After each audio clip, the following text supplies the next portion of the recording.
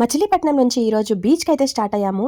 కానీ మచిలీపట్నం బీచ్కు కాదు, బోర్డు చూసారు కదా, పేరుపాలెం బీచ్.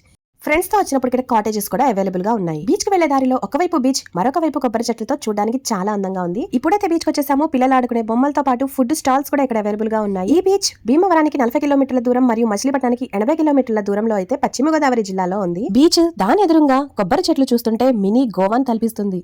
ఎటు చూసినా కొబ్బరి తోటల పచ్చదనం, దానికి తోడు బీచ్ ఉండటంతో ఈ ఊరికే అందం వచ్చేసింది. మేము ఈ బీచ్ కి రీచ్ అయ్యేసరికి సాయంత్రం 5:30 అలా అయిందండి. సో ఎండ కూడా లేకపోయేసరికి చాలా చక్కగా ఉంది వాతావరణం. అయితే బీచ్ లోకి ఈవినింగ్ 6 వరకు ఎలా చేస్తారు. బీచ్ చూడడానికి అయితే నైట్ 8 వరకు అయితే ఎలా ఉంటుంది. హార్స్ రైడింగ్ కూడా 100 రూపీస్ తో అయితే ఇక్కడ అవైలబుల్ గా ఉంది.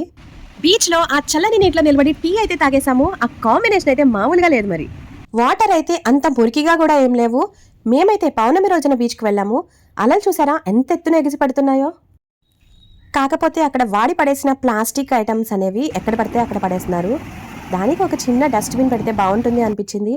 అదర్వైజ్ గుడ్ లుకింగ్ అండి. మా బాబు అయితే చాలా ఎంజాయ్ చేశాడు.